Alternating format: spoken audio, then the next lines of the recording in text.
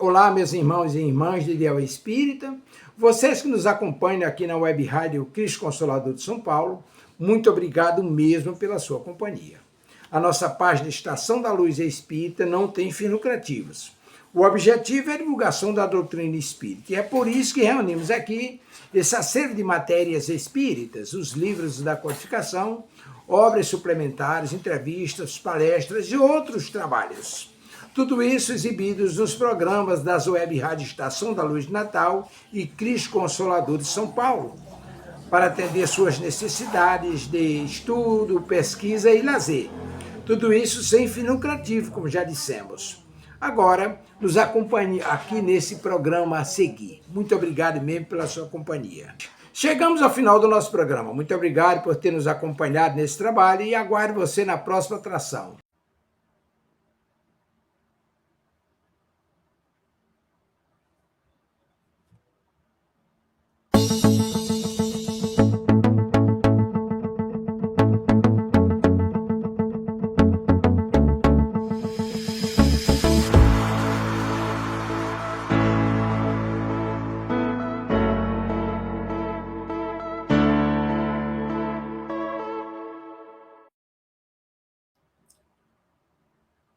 Boa noite a todos. Estamos iniciando o nosso programa que estreia hoje, que tem como título Pelos Caminhos de Jesus.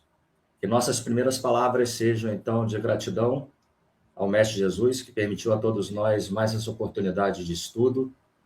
E eu gostaria de agradecer ao Web Rádio Cristo Consolador, na pessoa da Silvia, que me convidou para participar desse programa, que, na verdade, é um verdadeiro desafio. O nosso tema de hoje é Jesus e as parábolas. Então, antes de iniciarmos o programa propriamente dito, eu convido a todos que nos assistem a participarmos numa rápida prece para que tenhamos o prosseguimento da nossa atividade desta noite. Querido Jesus, nosso mestre amigo, gratidão temos por estar aqui mais uma vez, com a oportunidade de ouvir um pouco mais das suas palavras, dos seus ensinamentos, te pedindo, Senhor, que proteja os nossos estudos e que acalente corações de todos aqueles que nos assistem. Que assim seja, graças a Deus. Então, agora feito a prece, eu acho que nós já podemos começar o nosso programa. Jesus foi um rei diferente. João nos traz Jesus e começa a defini-lo, e o Verbo se fez carne e habitou entre nós. De governador solar a servo de todos. Jesus apagou-se para iluminar. Derrotado, venceu o mundo. Menor, foi o maior de todos. Traído, foi o mais fiel. Pobre, o mais rico. Humilde, foi o mais exaltado. Agredido, perdoou a todos. Na vida, Jesus encontrou a fé num centurião pagão. A palavra numa mulher cananeia. O agradecimento no odiado leproso samaritano. O cuidado numa mulher pecadora. Na cruz do martírio, o mestre ensinou que a morte se transforma em vida, que a vitória surge na aparente derrota e que a glória é alcançada nas lutas mais penosas. Jesus realmente foi um rei diferente. Ao invés de um palácio, a estrebaria. Ao invés de um berço, a manjedoura. Ao invés de poderosos exércitos, a força do amor e do perdão. Ao invés de uma coroa de ouro, uma de espinhos. Ao invés do trono, carregou a cruz. Mestre querido, dá-nos a compreensão para entendermos os teus ensinamentos. Jesus, ajude-nos a ajudar. O nosso programa vai tratar sobre a vida de Jesus. Com o título Pelos Caminhos de Jesus, eu convido todos vocês a percorrerem conosco os passos que Jesus deu durante todo o seu ministério, até o seu retorno à casa do Pai. O objetivo do nosso programa é apresentar os principais fatos do ministério de Jesus, entre janeiro do ano de 31, quando começa o seu ministério, até o seu retorno para junto ao Pai, em maio do ano de 33, da era cristã. Sempre que possível, nós vamos seguir a ordem cronológica dos fatos da vida de Jesus, analisar as ocorrências, os cenários, o contexto histórico dos fatos, as parábolas, as curas, os sermões, os principais ensinamentos que Jesus nos trouxe. Nosso tema de hoje é Jesus e as parábolas. Eu começo contando a vocês um conto antigo judaico em que a verdade foi conversar e se aconselhar com a parábola. E a verdade resolveu visitar os homens sem roupas e adornos. E sempre que se apresentava aos homens desta forma, os homens lhe davam as costas e tinham medo e vergonha de encará-la. Certo dia, a verdade, muito triste, se encontra com a parábola, que passeava alegremente pelas ruas e estava elegantemente vestida. E a verdade pergunta à parábola: estás tão bela? E a parábola: sim, estou. E ela pergunta para a verdade: por que você, verdade, está tão abatida? E a verdade responde: porque eu devo ser muito feia e antipática. Ninguém me olha, ninguém me dá atenção. E a parábola retruca: não é por isso que os homens te evitam. Vista algumas das minhas roupas, você vai ver o que acontece. E a verdade, a partir de então, começou a usar aquelas belas roupas e passou a ser bem-vinda no meio de todos. Este pequeno conto nos ensina que o homem, na sua imaturidade espiritual, não tem a capacidade de encarar a verdade sem adornos, nua e crua, como costumamos dizer no jargão popular. Então Jesus, para trazer a verdade ao homem, se utiliza dessas parábolas. Por ser profundo conhecedor da mente humana, ele faz com que as verdades venham a nós por meio das parábolas, como se fossem descobertas que serão feitas por todos nós, cada um no seu tempo, respeitando a nossa evolução, a nossa compreensão espiritual. Jesus usou as parábolas para iluminar os caminhos da humanidade com a sua inesgotável fonte de luz. Ainda sobre as parábolas, os seus ensinamentos que foram trazidos precisam ser interpretados sempre em três sentidos, né? O sentido literal, o sentido simbólico, o sentido espiritual. E sempre que nos referimos à parábolas, devemos estar atentos a esses três sentidos. Não foi à toa que Paulo de Tarso disse que a letra mata, mas o espírito vivifica. Acima de todas as abordagens intelectuais, importa para nós interpretar, além delas, os grandes ensinamentos contados por Jesus nas parábolas, com a visão espiritual que todos nós temos. Precisamos entender as parábolas, as conectando com o Antigo Testamento, com o Novo Testamento, e principalmente com as três grandes revelações: a revelação de Moisés, que nos traz o Deus Justiça, a revelação de Jesus, que nos apresenta o Deus Amor, o Deus Pai, e a chegada do Consolador prometido, que retira o véu de nossas vistas e que nos traz um entendimento muito melhor das parábolas de Jesus. Eu começo com uma reflexão de Jesus, em que, ao conversar com seus apóstolos, ele pergunta: quem dizeis que eu sou? Né? Essa passagem é bastante famosa no Evangelho de Jesus. Está em Mateus, no capítulo 16, está em Marcos, no capítulo 8, está em Lucas, no capítulo 9. Registrada por Lucas, Marcos e Mateus, essa célebre pergunta: quem dizeis que eu sou? Quem sou eu no dizer das multidões? Foi formulada em meados do ano de 32, no caminho de Jesus para Cesareia de Filipe, uma cidade não israelita situada próxima ao Monte Hebron. É nessa cidade que nasce o Rio Jordão, no extremo norte da Palestina. E até hoje nós não conseguimos responder essa pergunta. Cabe uma análise da passagem evangélica, em que Jesus pergunta primeiro o que o povo dizia sobre ele. Os apóstolos respondem: uns dizem que és Elias, outros dizem que é o Messias que há de vir, outros dizem que és o Deus vivo, outros dizem que és Jeremias, outros dizem que és João Batista. Só que, de repente, Pedro toma a palavra no meio de todos os discípulos e declara a identidade de Jesus. Ele diz: mestre, tu és o Filho do Deus vivo. E ali o mestre congratula Pedro e diz que não foi ele que disse, mas sim Deus, que através das palavras de Pedro trouxe esse ensinamento para todos nós. Essa resposta é a resposta central do cristianismo, que marca o reconhecimento da divindade de Jesus por seus discípulos mais próximos. E cabe a nós uma meditação sobre isso.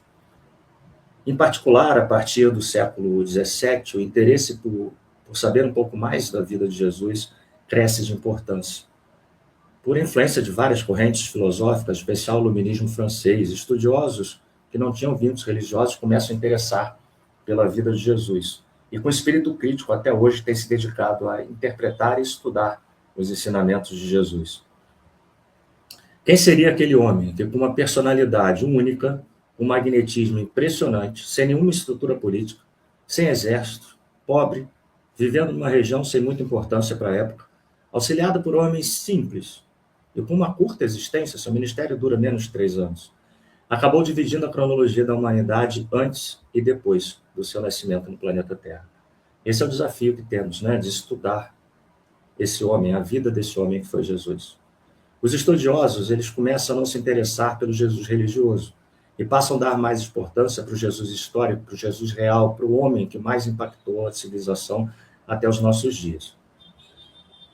E aí começam a surgir, um pouco antes, cabe de recordar, alguns cismas religiosos dentro do cristianismo, e eu destaco a Reforma Luterana, né, que é a chamada da Reforma Protestante, que ocorreu em 1517 na Alemanha, por Martinho Lutero, em que ele não aceitava as indulgências da igreja, o perdão espontâneo, e começa a criticar a venda de indulgências, os abusos da Igreja Católica, e defende a salvação da fé e a autoridade suprema da Bíblia, originando o protestantismo.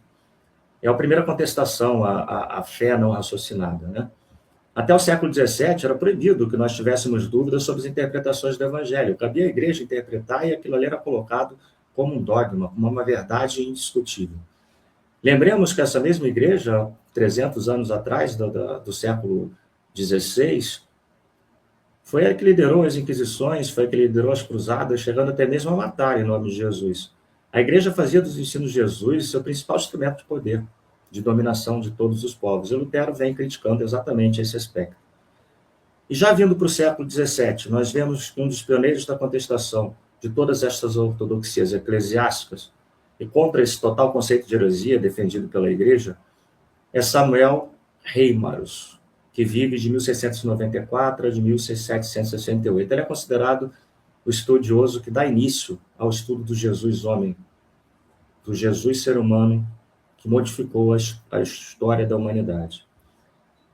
E a partir do século XIX, foram escritos mais de 60 mil livros sobre o Novo Testamento, trazendo diversas interpretações sobre os ensinos de Jesus. Os estudos avançaram de tal forma que Jean-Jacques Rousseau, o grande filósofo francês no século XVIII, afirmou que seria impossível inventar a história que os evangelhos contam. Já era a importância do mestre sendo destacado pelos filósofos da época. E no ano de 1857, Allan Kardec publica sua primeira edição do Livro dos Espíritos, Desnudando a Fé, nos apresentando a fé raciocinada ao tirar os véus que obscureciam as verdades do Evangelho. Kardec nos traz a fé explicada, livre dos dogmas, em que tudo poderia ser explicado, todos os comportamentos, atos e atitudes de Jesus são explicados à luz do Evangelho e à luz da doutrina espírita. O estudo das parábolas de Jesus é a principal consequência desse movimento todo de fé raciocinada que se inicia com Martinho Lutero e tem seu incremento a partir do século XVII e vem no século XVIII com Rousseau e Kardec trazer à luz essa fé raciocinada. É através do estudo das parábolas que nós podemos entender melhor quem foi esse espírito, o maior de todos que já encarnou na Terra. Kardec nos traz, né, o modelo e guia da humanidade. Ele nos traz no livro dos Espíritos, quando pergunta qual o modelo mais perfeito que já encarnou na Terra. E a resposta é simples: Jesus, o modelo e o guia. Além de ser modelo em que nós devemos espelhar, Kardec nos traz que ele é o guia. O guia é aquele que está conosco, que vai na frente, que nos acompanha, que nos mostra o caminho. E aliados aos seus sermões, as parábolas são as maiores expressões de toda a sua narrativa. Traduzem o modo de pensar de Jesus, o modo de ser do Mestre, o modo de agir do Mestre.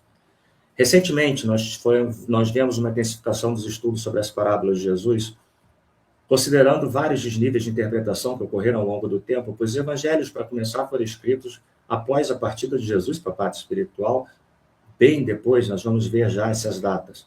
E o documento mais antigo referente a Jesus é a primeira carta de Paulo aos Coríntios, escrito na década de 50 da era cristã. Cabe destacar que no livro Paulo Estevão nós encontramos ainda a referência de que Mateus registrou suas anotações sobre a vida de Jesus a partir dos anos 40.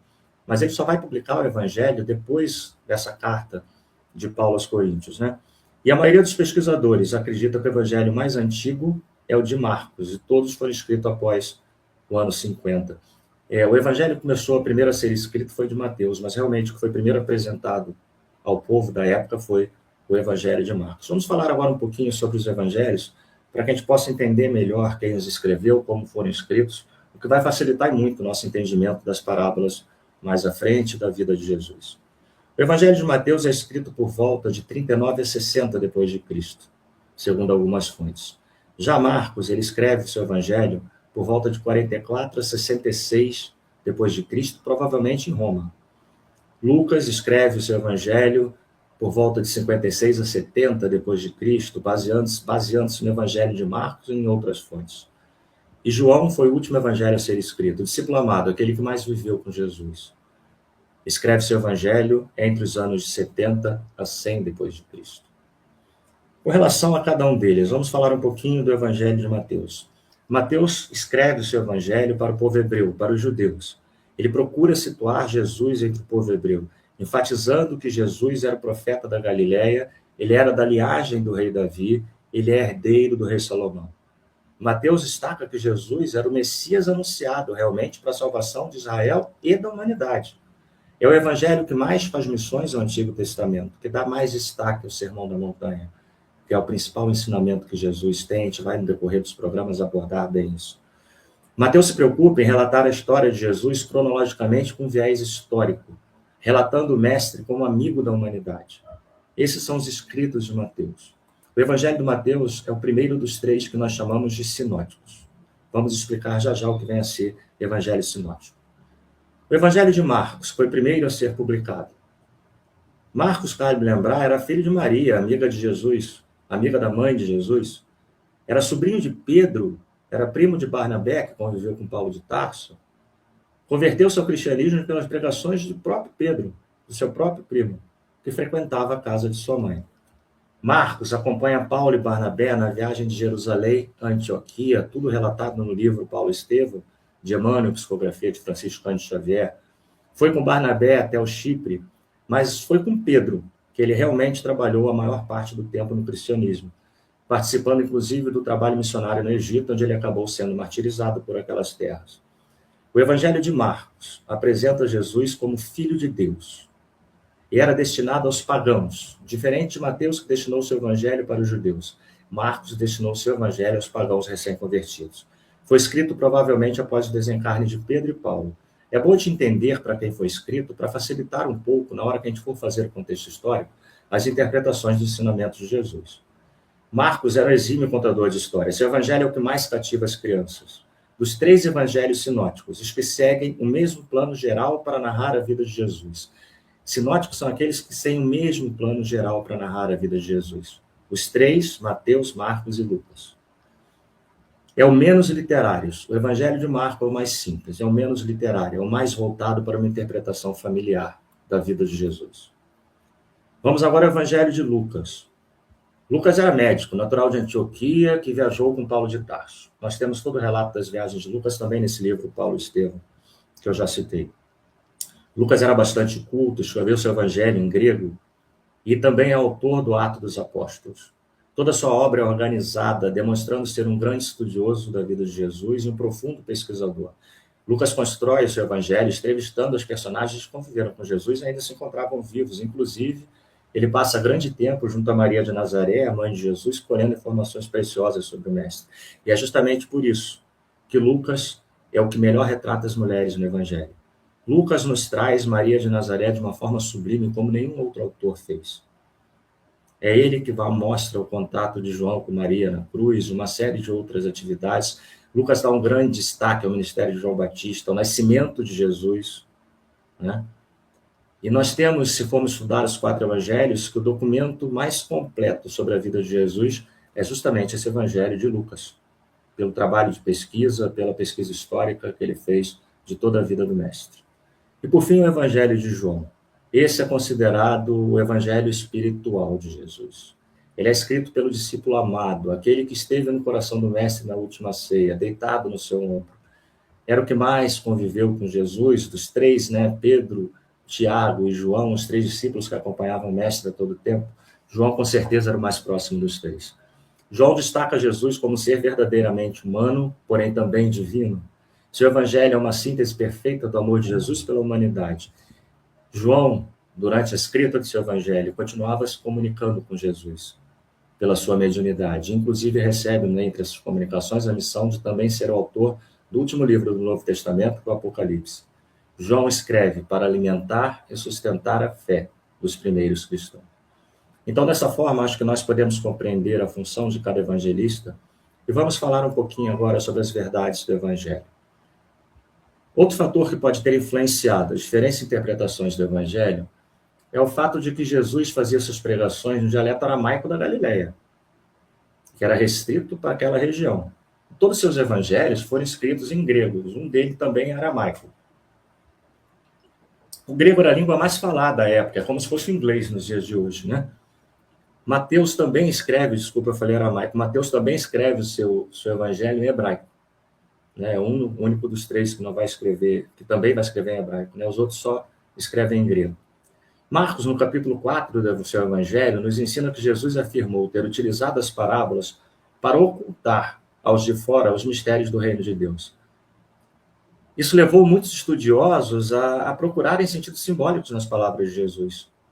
E, além disso, acharem o sentido espiritual das mesmas. As parábolas são mensagens que o Mestre nos traz.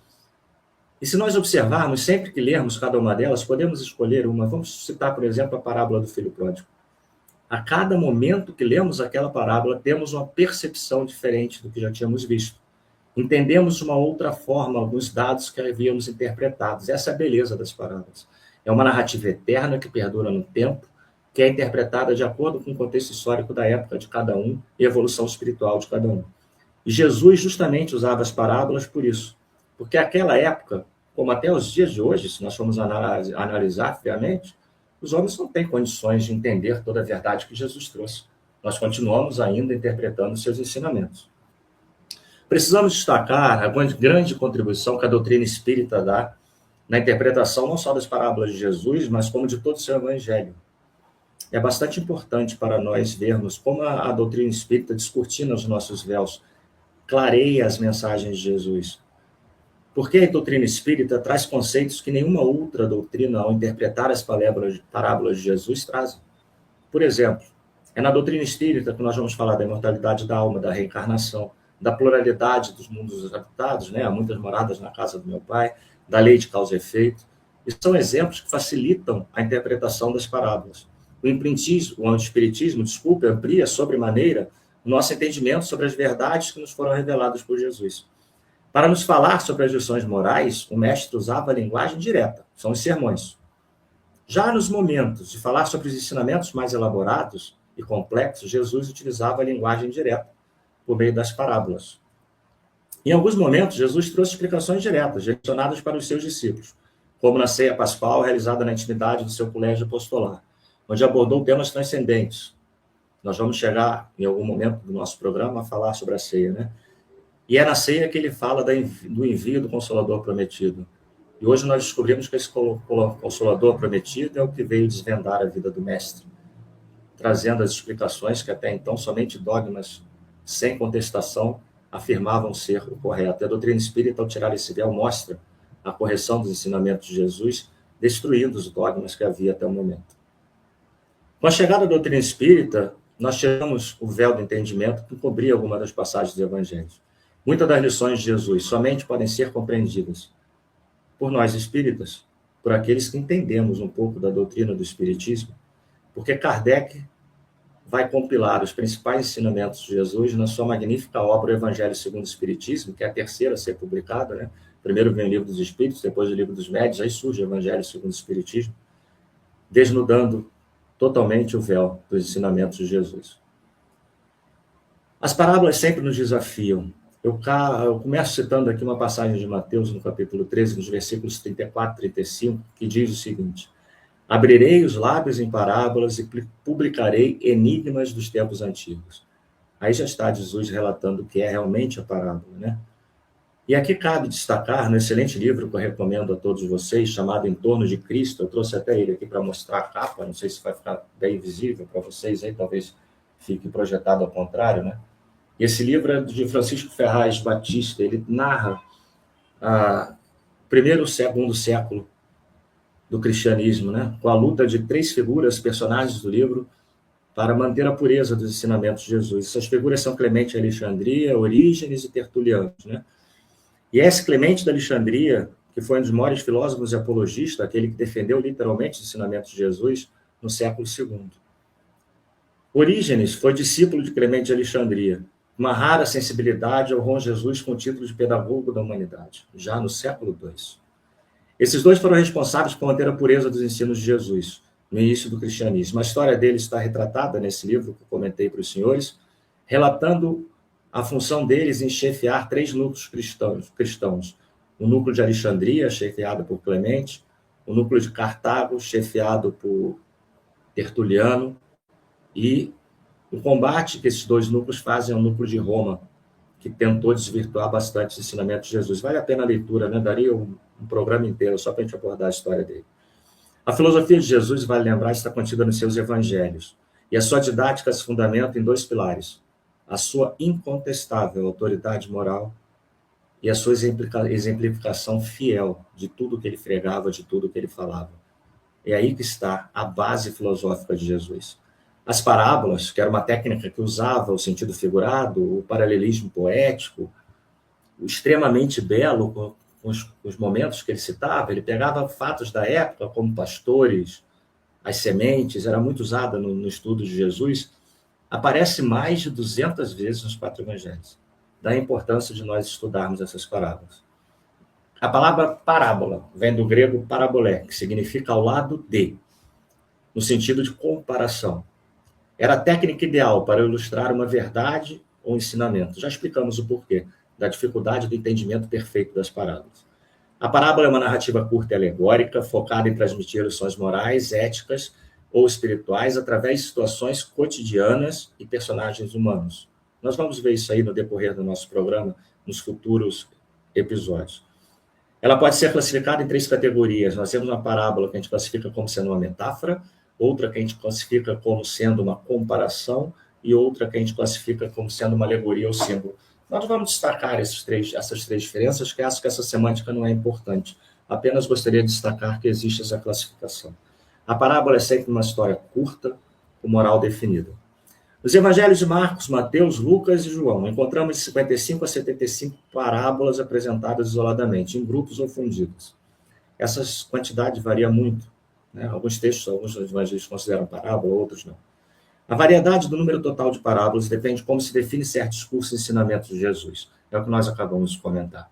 Elas foram extremamente úteis como técnica de ensino e continuam pedagógicas até os dias de hoje. São elementos fundamentais para entendermos a vida de Jesus. Por meio delas, Jesus criava um ambiente favorável ao entendimento, para tratar de assuntos complexos. Da mesma forma, por meio dessas histórias, das parábolas, Jesus ajudava a desarmar todos que os ouviam e era contra suas pregações. Jesus, por meio do discurso das parábolas, era capaz até de eliminar as resistências. Era comum Jesus usar as parábolas numa tentativa de eliminar a hostilidade à sua volta. E uma maneira eficiente de apresentar era uma maneira eficiente, né, que Jesus usava para apresentar seus ensinamentos, que contassem o entendimento da maioria, tendo em vista que nem todos seriam capazes de compreender o que Jesus dizia. Como nos ensinou Clemente de Alexandria, no livro que eu citei, Jesus foi um mestre extraordinário, dotado de uma oratória que arrebatava as pessoas. Aliado ao seu imenso magnetismo e sua capacidade de ver as coisas e expressá-las de modo simples. Vale lembrar que Jesus foi chamado de mestre. O único título que ele aceitou. Foi o único título que ele aceitou, ser chamado de mestre. O termo mestre é usado no Evangelho 14 vezes. E outro termo também bastante usado é rabi. Mestre, o termo rabi foi usado 14 vezes. O termo mestre foi usado mais de 40 vezes. Mas cabe aqui o destaque. Muitas vezes os fariseus chamavam Jesus de mestre de forma sarcástica, né? A gente não pode esquecer desse detalhe. E de onde vem essa autoridade moral de Jesus? Primeiro, os seus ensinamentos não selecionavam castas, não selecionavam classes específicas e nem grupos políticos. Seus ensinamentos eram destinados a todos e ecoam mais no coração dos mais humildes, dos mais simples, que mais sofriam. Sua palavra era para todos. Seus maiores ensinamentos foram dados àqueles à época que eram considerados indignos pelo povo hebreu, indignos pelos judeus. O exemplo de Jesus sustentava essa autoridade moral. Tudo que ele falava, ele colocava em prática. É interessante destacar que em muitas partes do Evangelho, Jesus inicia a sua fala dizendo: em verdade vos digo. É a forma mais sublime de provar a autoridade de Jesus. Ao falar em verdade vos digo, não tinha mais como contestar o que o mestre falava, tamanho poder de suas palavras e do magnetismo que elas traziam. Jesus não escreveu nada. Aí que nós temos os problemas de interpretação dos seus evangelhos. Seus ensinamentos foram escritos décadas depois. Cabe sempre destacar isso. E a parábola nos traz um grande desafio. Embora as parábolas fossem baseadas no dia a dia, no cotidiano, na vida comum do povo da época, Jesus, em grande número delas, utiliza traços incomuns ou exagerados, com o objetivo de despertar a atenção dos seus ouvintes. Como exemplo, na parábola das bodas, é muito raro alguém recusar o convite do rei, ainda mais matar os convidados que foram executar o convite, né? Na parábola do semeador, bastante famosa, ninguém iria semear nas pedras, né? Mas Jesus usa esses excessos para facilitar o nosso entendimento. É fundamental, sempre que analisarmos uma parábola, entendermos seu contexto histórico, os costumes da época, o local onde cada uma foi contada, tudo isso influencia. Depois, a gente tem que identificar qual é o principal ensinamento de cada parábola. Quais são as lições secundárias que ela nos traz. E, por fim, não adianta nada estudarmos e lermos uma parábola sem saber o que significa para a nossa vida no dia de hoje. Sempre que nós formos estudar uma parábola, nós temos que responder duas perguntas. A primeira, o que a gente precisa mudar na nossa vida em função do que lemos? E a segunda, será que essa lição é realmente só para o outro? Será que não é para mim também? Assim, só quando nós conseguirmos nos identificar como filho pródigo, como trabalhador da última hora, como sementeiro de solo fértil, como a mulher samaritana, como a mulher hemorroísa, e tantos outros personagens, somente assim é que nós poderemos dizer que entendemos perfeitamente as parábolas de Jesus. Esse é o grande desafio, que no decorrer desse programa, não dessa noite, mas no restante do programa, né, nós consigamos superar esse desafio. O porquê das parábolas? Os textos mais importantes de Jesus, se a gente for ver, que nós relatamos aqui no estudo dos evangelhos, não tenha dúvida nenhuma que é o Sermão da Montanha. Uma vez perguntaram ao mestre Mahatma Gandhi, se queimassem todos os textos sacros da humanidade, qual deveria sobrar? E ele responde, poderiam queimar todos os escritos sacros da humanidade, mas se sobrasse o Sermão da Montanha, isso já seria suficiente para trazer todos os ensinamentos de Jesus. Daí a importância, né, que nós temos nesse sermão. Jesus falava para uma multidão com diversos graus de capacidade de entendimento, por isso das parábolas, dos mais simples aos mais cultos. O mestre percebeu claramente que era chegado o momento de aplicar seu maior instrumento educacional. Esse instrumento é a parábola. O sermão era a direção direta, era um discurso direto, fácil de compreensão. Já a parábola não, era uma tática educacional um pouco mais elaborada. A partir de então, Jesus tem início a sua pregação do reino de Deus, do reino dos céus, e o cerne da sua mensagem é essa transmissão do que seria o reino de Deus, o reino dos céus. Ele vai andando de aldeia em aldeia para proclamar essa boa nova. Nessas pregações, vemos a técnica da parábola mais explicitamente. Era o método mais adequado. Era uma linguagem figurada, com histórias, considerando as diversidades, moral e intelectual dos ouvintes, como nós já falamos. O reino de Deus era anunciado por um Messias que não tinha exército, não tinha território. Era uma construção interior da alma de cada um, do espírito de cada um. E hoje nós sabemos que o endereço do reino de Deus bate dentro do nosso peito, não é mesmo? O reino de Deus não tem fronteiras, nem tem sistema de governo, pois representa uma nova sociedade. E por isso que temos dificuldade de entendê-lo até hoje, com certeza. Quando entramos em sintonia com Deus, tomamos posse do seu reino. Quando seguimos as leis divinas explicitadas na terceira parte do livro dos Espíritos, as leis morais, nós entramos em sintonia com o reino de Deus. Jesus, para cumprir integralmente a vontade do Pai e para que não deixe dúvida dos seus ensinamentos, ele afirma que é o Filho de Deus. E aí inicia todo o seu estudo. A intimidade de Jesus com Deus se verifica na forma como ele referia ao Ser Supremo. Abba, Pai. Ele é o primeiro a trazer Pai. Deus já foi chamado de Yahvé, Elohim, Adonai, eram nomes tradicionalmente usados pelas religiões da época. Mas Jesus é o primeiro a usar o termo Abba, que significa Pai. O conceito de Deus como Pai era completamente desconhecido até a chegada de Jesus. Jesus traz os Deus do amor, o Deus do perdão, o Deus da compaixão. No aspecto moral, todas as grandes religiões se baseiam na mesma regra áurea do cristianismo, né? Tratai aos outros como quereis ser tratado. Entretanto, somente Jesus fala sobre o reino de Deus. Talvez por sua condição espiritual de ser o Filho de Deus, de ser o governador espiritual da terra. Vivenciar o reino de Deus torna o homem pleno e feliz, dando-nos significado para a vida. Então, é através do reino de Deus que nós temos o verdadeiro significado para a vida. E eu gosto sempre de trazer o exemplo de Viktor Frankl. Viktor Frankl foi um renomado neurologista e psiquiatra austríaco. Ele sobreviveu aos horrores de 4 campos de concentração durante a Segunda Guerra Mundial. E ele relatou a importância para o homem achar o significado para a sua vida. E foi por ele ter encontrado esse significado que ele foi capaz de se envolver, de sobreviver a todo esse sofrimento que ele vivenciou nos 4 campos de concentração. Ao desenvolver esse valor de significado da vida, ele adquiriu uma resistência que possibilitou a ele enfrentar tamanhas vicissitudes da sua vida. E nós vamos agora mudar um pouco o foco, deixar as parábolas de lado, para entendermos um pouco de como Jesus veio à Terra, como Jesus prepara a sua vinda à Terra, porque isso é fundamental para que possamos entender. Nós temos no livro A Caminho da Luz, de Emmanuel, a psicografia de Francisco Cândido Xavier, logo no seu início, anunciando que Jesus fazia parte da comunidade dos espíritos puros. Era uma comunidade que congregava os co-criadores do universo. E Jesus é o espírito puro, o espírito crístico, daí o nome Cristo, responsável pela criação do planeta Terra. E fazendo uma breve linha do tempo, né? O planeta Terra surge há 4,5 bilhões de anos.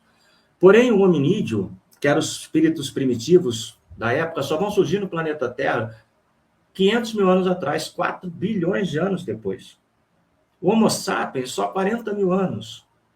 A linguagem codificada, só 5 mil anos antes de Cristo. As civilizações, nós temos relatos de 3 mil anos antes de Cristo. E é nesse mesmo livro, A Caminho da Luz, que Emmanuel nos desvenda o porquê dessa rapidez de evolução de uma hora para outra, de repente. Jesus nos traz espíritos de outro planeta, em que Emmanuel nos traz que é da constelação do Cocheiro, um planeta chamado Capela. E nós temos a história dos exilados de Capela, também tem livro sobre isso, mas quem quiser ver um resumo, o próprio Caminho da Luz já traz esses exilados de Capela, que são espíritos que saem do seu mundo, à época, Capela, que iria progredir para o mundo de regeneração. E vem para a Terra, um mundo primitivo, porque eles não teriam qualidades morais de continuar acompanhando o planeta que lá estava. E ao chegarem na Terra, eles se reúnem com Jesus, recebe todos os exilados de Capela na psicosfera terrestre e diz a missão daqueles espíritos. A missão seria proporcionar a evolução da humanidade. E Jesus distribui esse povo, distribui esses espíritos que vão encarnar em locais que já tinham primitivos habitantes no planeta Terra, criando algumas civilizações. A primeira grande leva de capelinos surge entre 10.000 e 3.000 a.C. Eles trazem para nós o desenvolvimento da agricultura, o armazenamento dos alimentos, a domesticação dos animais, a permanência em grupos sociais, a criação das primeiras civilizações. E as civilizações antigas começam a ser relatadas a partir de 3.000 anos antes de Cristo. E desenvolve-se à margem de importantes rios da Terra, como o Rio Tigre, o Eufrates, o Nilo, o Indo e o Rio Amarelo. A primeira leva de espíritos vai encarnar na Índia. É a civilização hindu, que nos traz os Vedas, em 4.000 a.C. 1.000 anos depois, no milênio seguinte, chega Krishna, que se chama Mahabharata. Já trazia a ideia de mortalidade da alma, de reencarnação. Eram espíritos de grande conhecimento espiritual, mas dividiram a sociedade em castas. Esse foi o maior erro deles. Outra civilização vai ter morada na China, que a gente chama de civilização oriental, que tem como principal pensador o espírito de Forri, também em 3.000 anos antes de Cristo. Eram espíritos dotados de uma grande ciência espiritual, de um grande conhecimento intelectual. Porém, se isolaram naquela região, não se misturando com as outras raças que chegaram ao mundo, né? As outras raças de espíritos. Mas os espíritos mais evoluídos de Capela encarnaram na civilização egípcia em 3.000 anos antes de Cristo. Era espírito de notável grandeza evolutiva. Construíram uma civilização enigmática que até hoje não sabemos como construíram aquelas pirâmides, por exemplo. Eles tinham um conhecimento intelectual muito superior aos demais. Mas como grande erro, eles iniciaram a implementação da escravidão para os espíritos que aqui estavam, atrapalhando sobremaneira o plano de Jesus da evolução daquela civilização. 1 milênio depois, 2.000 anos antes de Cristo, Jesus manda espíritos encarnarem na região da Grécia e criarem a civilização grega. Espíritos de grande desenvolvimento intelectual também, de um senso social gigantesco, mas com uma moralidade distante das leis divinas, que prejudicou sobremaneira a implementação daquela raça como líder do mundo da época. Mas é apenas em 1800 a.C. que uma outra raça de espíritos encarna ali na região da Palestina, que é o povo hebreu. A civilização dos hebreus, em que temos Abraão, o seu primeiro patriarca do povo hebreu, que tinha como seu mentor espiritual Javé. É essa raça que dá origem às 3 grandes religiões da atualidade, o cristianismo, o judaísmo e o islamismo. E ali tem uma grande importância, que foram esses espíritos que introduziram no planeta Terra o pensamento monoteísta. É justamente ali, no meio desses espíritos, que Jesus resolve encarnar. E a culminância do desenvolvimento espiritual dessa raça é quando Moisés traz a sua primeira revelação, por volta de 1300 a.C., que por sua elevada mediunidade em contato com Jesus no Monte Sinai, o decálogo que Moisés trouxe até hoje representa a base de toda a justiça do mundo. Passado o tempo de Moisés, 500 anos depois, tem início no mundo o que nós chamamos de Era Axial. É um período especial da humanidade, onde ocorre um paralelismo no campo das ideias nas diversas áreas do planeta Terra. Esse período dura de 800 a.C. até 200 a.C., onde Jesus manda uma leva de mensageiros espirituais efetivamente para preparar a sua vinda. Na China, encarna Confúcio, Lao Tse. Na Índia, encarna o Buda, Siddhartha Gautama, Mahavira, os sábios dos Upanishads. No Irã, encarna Zaratustra. Em Israel, os profetas Isaías, Jeremias, Ezequias, Ezequiel e Melquias. Na Grécia, Pitágoras, Sócrates, Platão, Aristóteles, Hipócrates. Todos esses espíritos prepararam a humanidade para a chegada do Evangelho, para a chegada de Jesus. Aí nós vemos a perfeição do plano de Jesus, que já começa a preparar a sua vinda de muito tempo. E há 300 citações no Antigo Testamento sobre a vinda de Jesus, 300 profecias. Cabe só apenas esse destaque. Mas outro fator a gente tem que destacar que é de suma importância. A primeira tentativa de Jesus, além de trazer os seus ensinamentos, depois de trazer esses profetas para reafirmar esses ensinamentos, reafirmarem o monoteísmo, por volta de 800 a 200 anos de Cristo, Jesus precisa fazer com que a Terra se uniformize um pouco mais, principalmente na sua organização social e política.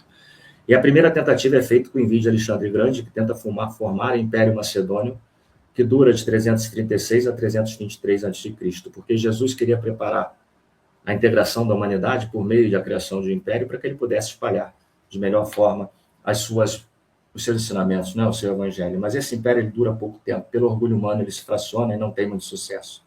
E com o fim desse império nós temos a era que nós chamamos de período apocalíptico, que se inicia a partir dos 200 anos de Cristo e vem até o nascimento de Jesus no planeta Terra.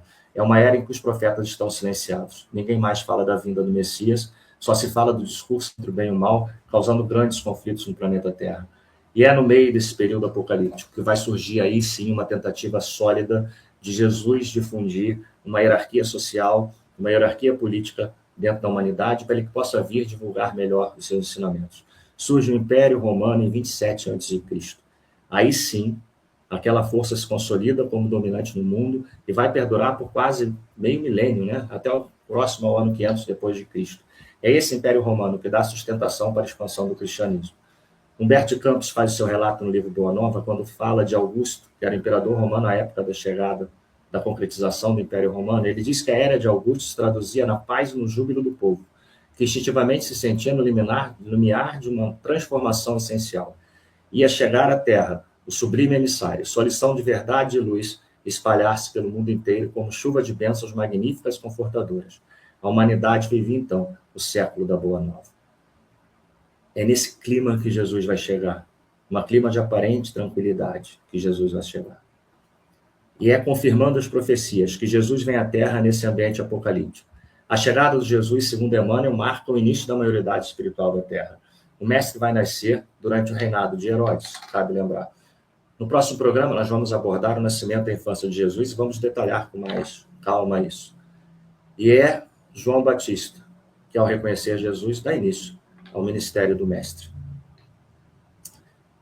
Falando de Jesus, a gente teve a ideia de como ele planejou a sua vinda, de todos os fatos que coincidem durante milhões de anos, até chegar principalmente à encarnação de Jesus. Cabe a gente fazer uma abordagem rápida sobre a história que a gente tem de Deus no mundo ocidental, para que a gente compreenda melhor os evangelhos também. A história de Deus no mundo ocidental tem seu início por volta de 1900 a.C., Quando Abraão, o grande patriarca do povo hebreu, demonstrando confiança, atende ao convite de Deus e sai com a sua tribo de Ur, na Caldeia, em direção à terra prometida. Aí demonstra a fé de Abraão. Ele sai com a sua tribo, de onde ele estava, dando fim à escravidão que ele sofria dos egípcios, e vai em busca da terra prometida. Era uma viagem perigosa, ele ia rumo ao desconhecido, era preciso muita fé para conseguir seguir essa ordem divina. Se dividirmos essa história de maneira cronológica, essa história de Deus para o mundo ocidental, nós sabemos que a primeira fase é essa, a fase de Abraão, que vai até Moisés, por volta de 1300, 1200 a.C. Nessa fase, da fase de Abraão, Deus se manifesta de uma forma tranquila, com uma abrangência tribal, ciumento, de certa forma, de uma forma não tão tranquila. Uma abrangência tribal, ciumento, de certa forma até cruel, né? Moisés nos traz o Deus justo, com uma série de regras. Deus, cabe lembrar, mandou Abraão matar seu próprio filho primogênito, Isaque. E no momento do assassinato, Deus aparece e diz que aquilo era apenas um teste de fidelidade, né, para testar a fidelidade do patriarca. A segunda fase, que se inicia com Moisés, consolida o valor de um Deus único, né, pautado na aliança estabelecida com o povo hebreu, liberto do cativeiro do Egito. Deus manifesta-se de forma mais ruidosa, por meio de terremotos e fumaça. A gente vê a transcrição da manifestação de Deus, né, quando ele aparece para Moisés. Era o Deus das lutas e dos exércitos. Era o povo, naquela época, que comprovava a sua força, a força divina, a força de Deus, com vitórias em guerras e conflitos. E por 40 anos, Moisés lidera o seu povo, totalmente heterogêneo, rumo à Palestina. E ele tenta incutir o monoteísmo com grande rigor e justiça. 1220 a.C., aproximadamente, em Jericó, Moisés desencarna e deixa Josué como sucessor. Então Moisés é aquele que conduz ao povo a terra prometida. E quando ele vê a terra prometida, ele desencarna, ele não chega a se apossar da terra. E o período que tem a liderança de Josué é conhecido como a Era dos Juízes, logo depois de Josué, que vai de 1250 a 950 a.C., onde os homens tinham a referência da comunidade que conseguiu juntar. As tribos começaram a se separar. Foi um período onde 12 juízes montaram só 12 tribos para a manutenção do monoteísmo. O êxodo que uniu as tribos, mas ao chegarem à terra prometida, eles começaram a se dispersar. Outros povos já viviam na região, como os cananeus, os filisteus, iniciando uma luta de conflitos, por causa da observação da cultura e da religião desses povos. São esses conflitos que vai dar início ao período que nós já comentamos, chamado, né, do momento em que os profetas silenciavam, né, da era axial. Da era axial e depois do silêncio dos profetas. Então, depois da separação dos juízes, surge Samuel e estabelece monarquia para os judeus, reunindo o povo novamente, dando início a um grande período de desenvolvimento e riqueza. Isso levou ao afastamento dos judeus um pouco da sua aliança com Deus, esse período de riqueza, esse período de desenvolvimento, que somente passou a ser lembrado, Deus era lembrado para as guerras e para os sacrifícios. Por meio dos sacrifícios, o homem acreditava ficar de bem com Deus.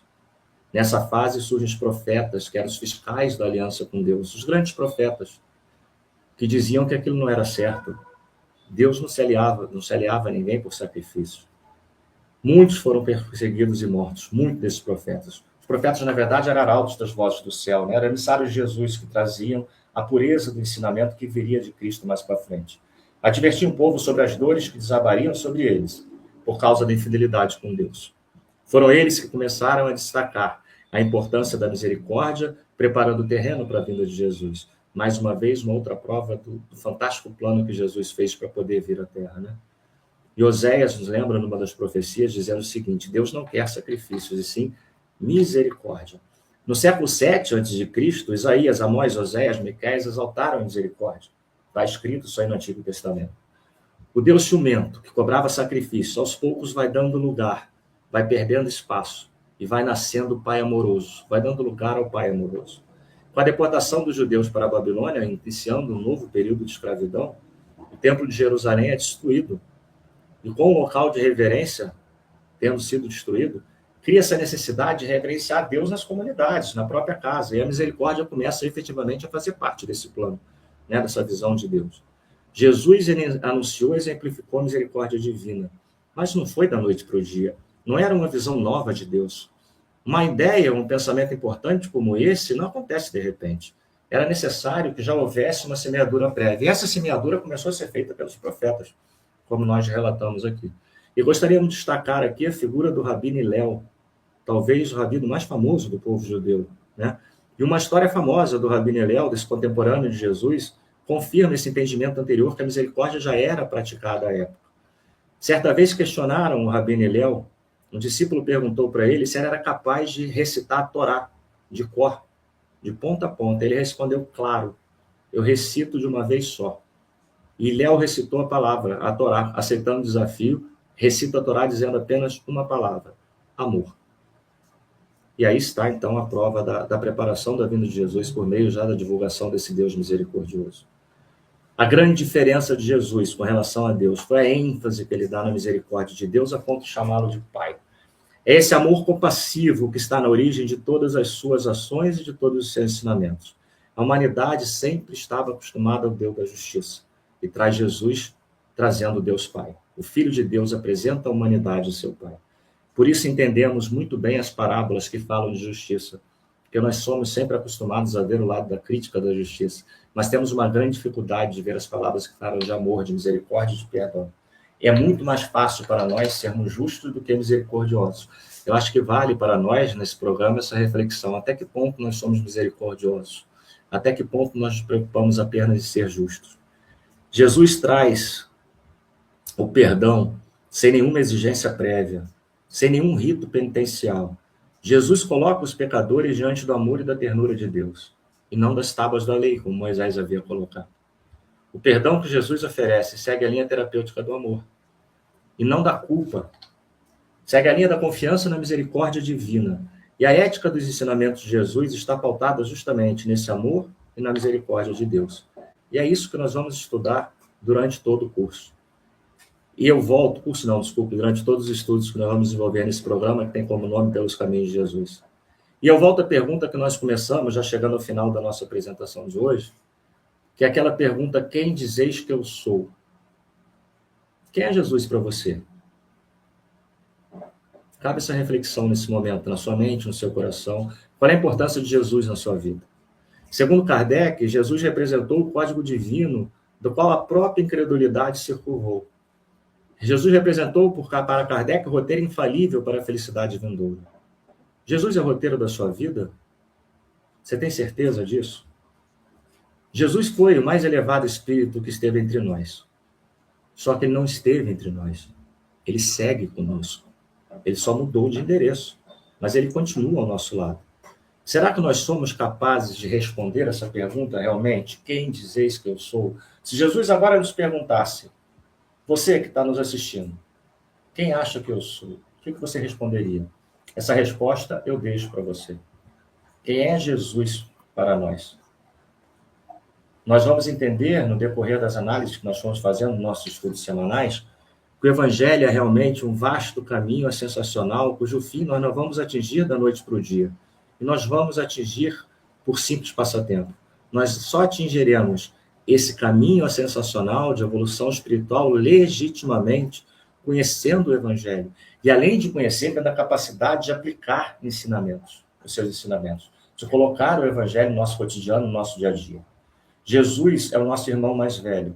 É o nosso modelo e guia. Aqueles que, além de nos mostrar como fazer, nos mostra que também está conosco. Ele está junto, ele está na frente.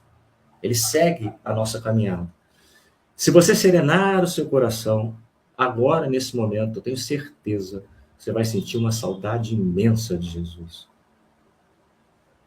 Uma saudade imensa de Deus, do Pai, de Maria. Porque todo esse sentimento divino está incutido na nossa consciência. Só que às vezes nós nos desconectamos dele e ficamos tentando achar no mundo soluções que não existem aqui. Nós precisamos da palavra de Deus, nós precisamos dos ensinamentos de Jesus para chegar às nossas soluções. Nós temos um canal de comunicação com o divino perfeito que usamos muito pouco. Nós perdemos tanto tempo nas redes sociais, mas eu gostaria de lembrar a todos vocês que Jesus não tem redes sociais, não tem Instagram, não tem Facebook, não tem LinkedIn, nenhuma delas, nem TikTok. A conexão com Jesus é direta. Não precisa de sinal de Wi-Fi. Jesus nos ensinou a fazer a prece, e através da prece nos conectamos diretamente com ele. Se ele não nos atende, seus mensageiros vão nos atender com certeza. Não percamos esse comunicado com Jesus. Façamos da prece uma rotina diária e até muitas vezes ao dia. Sempre que tivermos em dificuldade, que nós nos recorramos ao recurso da prece, tentando ajudar um pouco a solucionar os nossos problemas.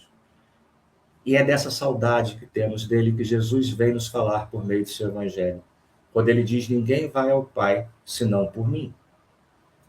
João nos mostra Jesus como o caminho, a verdade e a vida.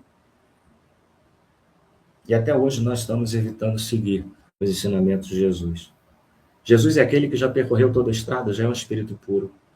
É aquele que tem a melhor capacidade de nos conduzir à evolução espiritual. Kardec nos ensina que conhecereis o verdadeiro espírita pela sua capacidade que tem de evoluir espiritualmente e resistir às más tentações. E o caminho dessa evolução é Jesus. Nós temos que entender: o Evangelho é um presente de Jesus para a nossa vida, para o nosso dia a dia. É o segredo, é o ensinamento para a nossa evolução. Nosso programa tem como título Pelos Caminhos de Jesus. Hoje nós fizemos apenas uma apresentação do que esperamos fazer com esse programa, dizemos como vamos relatar, lembramos um pouco da história da vinda de Jesus, lembramos um pouco da história de Deus no mundo ocidental, tentamos explicar o que são as parábolas, para que na frente a gente possa entender quando iniciarmos efetivamente os estudos da vida de Jesus. E eu tenho certeza que aqueles que nos acompanharem ao percorrerem os caminhos de Jesus conosco irão relembrar toda a história do Mestre, irão colher ensinamentos importantes para o seu dia a dia. Nós vamos estudar, mais uma vez, todos os seus 4 sermões, todas as suas parábolas, as principais curas, os principais fatos. Vamos conhecer os amigos e os inimigos de Jesus. Vamos vivenciar as grandes lições do Mestre de amor e perdão, sempre com enfoque para o nosso atual, para o nosso cotidiano, para o nosso dia de hoje. E eu termino deixando uma frase de Chico Xavier, que muito define o que é o Evangelho de Jesus, para que a gente possa refletir sobre esse tema. Chico diz o seguinte: creio que a importância do Evangelho de Jesus em nossa evolução espiritual é semelhante à importância do sol na sustentação da nossa vida. Então, dessa forma, nós gostaríamos de terminar o nosso estudo de hoje, fazendo mais uma vez a nossa prece de agradecimento a essa oportunidade, por estarmos aqui reunidos ouvindo um pouquinho das palavras de Jesus. Querido Jesus, nosso mestre e amigo, mais uma vez nos colocamos diante de Ti, com o coração repleto de gratidão, te pedindo, Senhor, que nos ilumine no entendimento das Suas palavras, que nos abençoe a todos que sintonizam conosco em pensamento. Te pedimos também, Jesus, por aqueles que não têm quem os peça para Ti. Te pedimos pelos que estão nos presídios, pelos doentes nos hospitais, por aqueles que estão com sentimentos de tirar a sua própria vida, pelos que estão nas ruas, pelos que estão sozinhos em suas casas, sem famílias. Te pedimos que, nesse momento, visite o coração de cada um deles. E, por fim, Jesus, te pedimos que permaneça conosco durante toda essa semana, para que na próxima sexta-feira, às 19 horas, possamos estar aqui novamente, ouvindo um pouco mais da sua história. Jesus, ajude-nos a ajudar. Fica conosco, Jesus. Graças a Deus.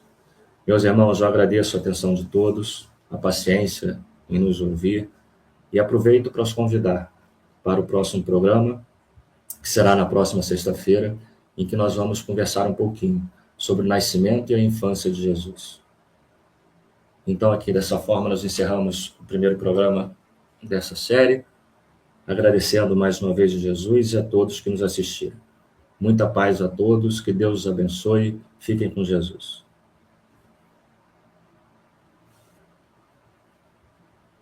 Chegamos ao final do nosso programa. Muito obrigado por ter nos acompanhado nesse trabalho e aguardo você na próxima atração.